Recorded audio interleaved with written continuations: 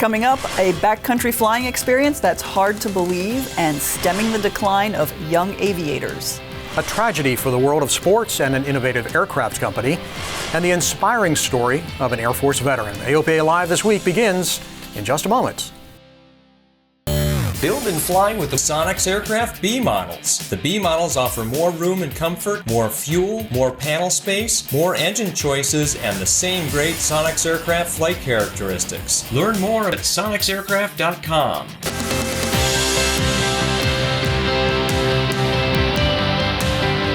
This is AOPA Live This Week with Tom Haynes and Melissa Rudinger. A tragedy for both the aviation and sports worlds. Retired Major League Baseball pitcher Roy Halladay died Tuesday in the crash of an Icon A5.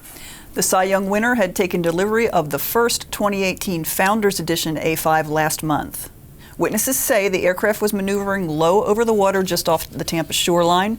There was no distress call. The broken aircraft was found inverted in shallow water. Halladay relished flying low and often tweeted about it. He was an enthusiastic A5 owner. Icon used him in a promotional video that also featured his wife, who previously had been apprehensive about flying. The NTSB will investigate the accident. The Icon A5 has a data recorder, which means the safety board will have more information to work with than they typically do with a general aviation accident. It'll likely be a year or more before the NTSB publishes a probable cause finding for this accident. This is the third A5 accident this year that has involved low-level flying. 2 of them have been fatal. Just last month, Icon issued guidelines for low-altitude flying. The company recommends a 300-foot AGL soft deck for all but the most experienced pilots. Real tragedy for the company and for the family, of course. Condolences to both the team at Icon and the family. Yes. I mean, obviously we don't want to jump to conclusions on cause, but very, very tragic, and hopefully we'll get to the bottom of it. Yeah, and interesting that this airplane has been designed from the beginning to be an especially safe airplane with the particularly forgiving wing and the gross weight increase that they got and worked with the FAA on in exchange for delivering the safer wing. And the accidents so far don't seem to indicate any problems with the airplane. It's all been basically flying related, so we'll see what the NTSB says about this one. Yes, stay tuned. And while we don't yet know what caused the crash, we do know that low-level maneuvering carries a higher degree of risk than flight at altitude. The AOPA Air Safety Institute has a video on that. More than 80% of stall spin accidents start in low-level maneuvering. The Air Safety Institute says your full focus must be on positive control of the aircraft when you're below 2,500 feet AGL. You can find the low-level maneuvering video on our website under Training and Safety, Air Safety Institute videos. And the Air Safety Institute is also teaching pilots how to best use the valuable resource of air traffic control. There's an updated video series called Ask ATC, where controllers are interviewed to answer questions from pilots. The most recent video is about traffic alerts. Okay, our primary responsibility as air traffic controllers is to separate aircraft and provide safety alerts. And if you're IFR or VFR receiving flight following, we're going to give you traffic advisories if there's another aircraft that might be a conflict for you. You can find the video on the homepage of the Air Safety Institute website. In addition to the videos, the Air Safety Institute has a podcast called There I Was, where pilots learn valuable lessons from the experience of others. In the most recent episode, aerobatic champion Sean D. Tucker recalls how he overcame a life-threatening emergency while he was practicing his airshow routine. Zooming down to 225 miles an hour, 10 feet above the runway, 7.5 G pull going into the next figure, and I hear this loud bam in the pull. I lost total elevator control completely, and my airplane pitches up and then pitches down, and momentarily I was so sensory overloaded that everything went black. I mean, all the senses. I'm so in tune with this flying machine. I knew I was in significant peril, and I thought I was going to die right at that moment. It's a fascinating story. Sean goes on to talk about what he did to survive the situation. The lessons he learned are valuable for all pilots. You can find the podcast on our website. Search for There I Was, or you can find it on iTunes. The Trip of a Lifetime, that's what 2 AOPA members won in the Hidden Gems contest, sponsored by Aviat Aircraft. The contest ran on AOPA's Facebook page and asked members to describe their favorite hidden airport. AOPA Editor-at-Large Dave Hirschman has the story of the winner's incredible adventure. He'd flown over these mountains many times in corporate jets at 40,000 feet or more, but maneuvering among the craggy peaks and narrow valleys in an Aviat Husky bush plane is an entirely different type of flying.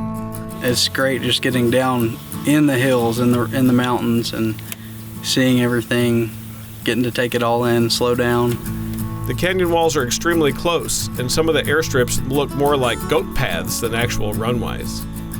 Zach Schmidt and Jeff Owen won this aviation trip of a lifetime through the Hidden Gems contest sponsored by AOPA and Aviat Aircraft. For 3 days, they flew brand new Aviat Husky bush planes throughout the Idaho backcountry with highly experienced instructors. I get the sense it's a Jeep.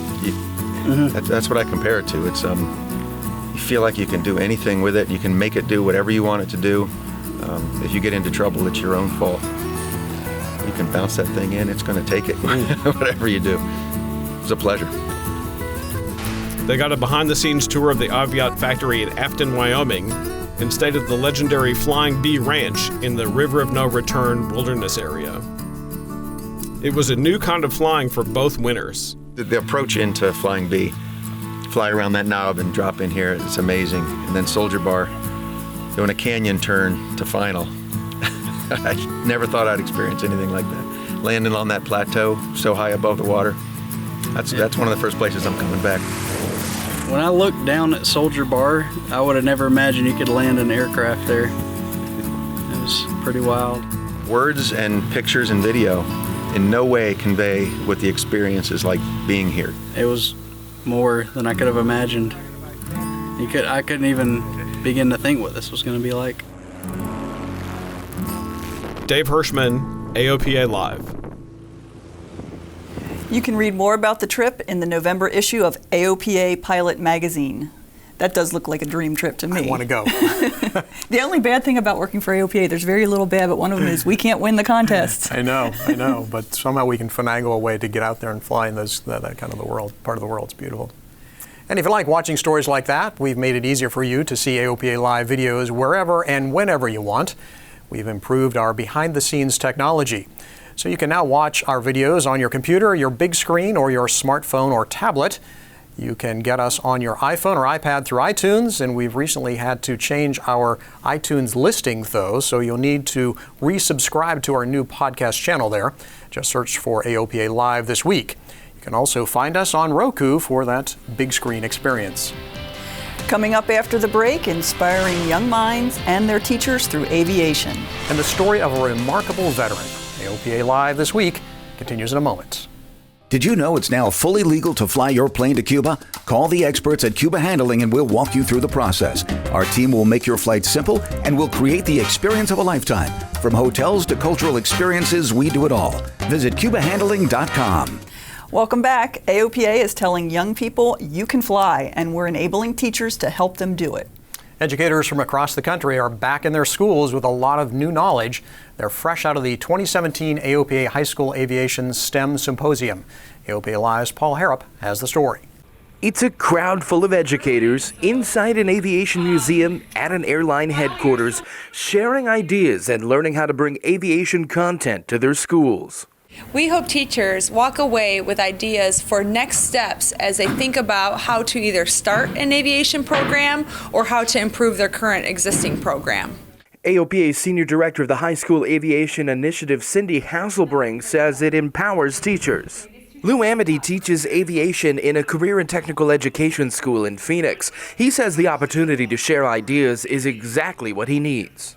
Well, it's the resources, it's the lessons learned, it's the context that you get, it's the information. For instance, I was in a little seminar today about building a plane, which we're in a process of doing something. What are the challenges that you faced, from the people in the conference, and how did they overcome it? And this year has exhibitors on hand. Colleges like California Aeronautical University there to encourage high school teachers and provide them information to pass along to students. Seeing all the high school instructors and administrators here investing in our future pilots. Envoy Airlines in their booth talking about their flow through to American Airlines, who hosted the symposium at their headquarters. And being in the C.R. Smith Museum afforded a unique learning environment. This, for example, is the business end of an engine off a 767-300ER, but this wasn't the only thing that folks got to see. A rare look behind the scenes, American giving a peek behind the curtains of their training center. This is where flight attendants learn how to deal with crisis situations like an airplane on fire or smoke in the cabin, and where pilots go to practice worst-case scenarios in the safety of a CAE simulator. Proof that no matter where you are in aviation, education is key. The big picture is we want to see more students engaged in aviation aerospace and learn about the career opportunities around them. In Fort Worth, Texas, Paul Harrop, AOPA Live. The 2018 AOPA Aviation High School STEM Symposium is set for November 5th and 6th in Louisville, Kentucky. UPS is hosting the event next year. Save the date and plan to learn more about how cargo carriers do those sorts of things. So that's quite a conference. It's really grown over the last few years, and now we're testing out the curriculum for ninth graders, and more to come on that. It's really exciting to see it take shape. Yeah, it is. Well, hey, something else that AOPA does to protect and promote general aviation is something we call advocacy. And that means making the case for general aviation to regulators and lawmakers. And folks think we're pretty good at it, apparently. The Washington-based political news organization, The Hill, just named AOPA a top lobbying association. This is the fourth year in a row AOPA has been so recognized. The Hill singled out AOPA President Mark Baker for his work in defending general aviation from air traffic control privatization, noting that he has convinced a number of wavering lawmakers to oppose the plan. The FAA is proposing a new airworthiness directive for some Piper PA-28 and 32 aircraft. The agency wants inspection panels installed on the lower wing skin near the left and right main spars. That's so mechanics can inspect for corrosion. FAA thinks it will cost a little under $700 to install the panels and then about $170 each for inspection. You can submit comments on the proposed AD before December 22nd. And finally, this Saturday is Veterans Day, a day to honor all the men and women who have served in our armed forces. We'd like to introduce you to a veteran whose life in flying has surpassed his loftiest hopes and brought him unimaginable hardships. Air Force General Chuck Boyd spent years in a North Vietnamese prison camp, but that doesn't define him. Yeah, I was on my 105th mission, flying the 105, the Thud. My 88th over North Vietnam, I was closing in on the 100, so I didn't quite make that. So I'm at the top of my pop, right there rolling in, and I take 2 big hits from AAA. Cockpit's got smoke in it. I look in my little mirror, and the whole ass end of the airplane is on fire. And the airplane just started to go over into a roll inverted. I thought, well, if I don't get out of this thing, I'm going to die anyway, so I'll give it a try. And so I pulled the handles. So I was something over 600 knots. When I was on the ground, I was in the outskirts of Hanoi, and there was no place to go. I went down to large numbers of people, and most of them had AK-47s. Chuck Boyd spent 7 years in a North Vietnamese prison camp, much of it in solitary confinement. He was tortured. He still suffers from that, and yet... I am an enormously fortunate man. Most fortunate indeed. How many people do you know in your life that get to do exactly what they want to do? At age 7, Boyd badgered his father into letting him take a flight in a J-3 Cub. And that 15-minute ride in that Cub was maybe the most significant 15 minutes of my life, because when I was finished with that, I was determined I was going to fly. I wanted to fly. Well, he flew just about everything in the Air Force, from jet fighters to the B-1, and he became the only former POW to become a 4-star general. Now in retirement, his flying has come full circle. Back to a Super Legend Cub he flies from his Virginia farm. Got this little hangar, nice little hangar. I can come out at a whim. I've got an urge to fly. I can just, in 5 minutes from my bedroom, I can be out here, get this airplane out, crank it up, let the engine warm up a little bit, take off. You know, it's an early morning airplane. It's an early evening airplane. This is has a level of satisfaction that is very hard for me to put in words. It's, well, it's meaningful. But the airplane that means the most to him is his T-34 in Air Force colors. A friend of mine, an old military friend, said that he knew I was looking for the right airplane.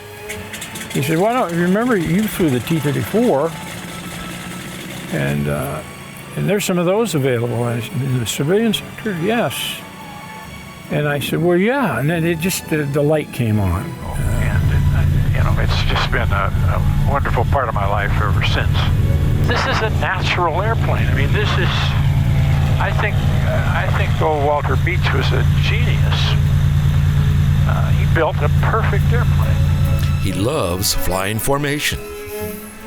There's just something about caressing your body in harmony with another airplane. It pleases me. It has a sort of a sensual quality. It's aesthetic. About it. Yeah, that's right. I mean, the symmetry and aesthetics and I'm just going to keep on getting up every morning, and if I feel like flying today, I'm going to fly today. I fly 3, maybe 4 times a week.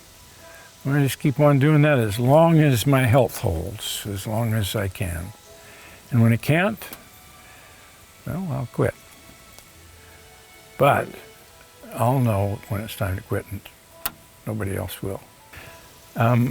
Negative thoughts are a big waste of time. And I think that's, you can spend your time in regrets. And that gets you absolutely nowhere. The first few weeks, I think, when I was captured, I kept going over in my mind, if I jinked to the left, if I jinked to the right. Now, and then it occurred to me, this is stupid. Wasting your time. You can't redo that. So here's where we are. Let's figure out how we can survive within these circumstances. And I guess that's pretty much, I've fallen down, I've been knocked down in a variety of ways. But I always get back up and say, brush myself off, and let's keep going forward. Dave Hirschman and Morningstar produced that story, and what a remarkable man and great life lessons that he talks about there. Amazing. I mean, 7 years in a prison camp, and it sounds like he got his head on straight pretty quickly. Yeah. And our enduring thanks to all who have served the military, including General Chuck Boyd. Absolutely. That's our show for this week. Thanks so much for giving us some of your time. We hope to see you back here next Thursday for another edition of AOPA Live This Week.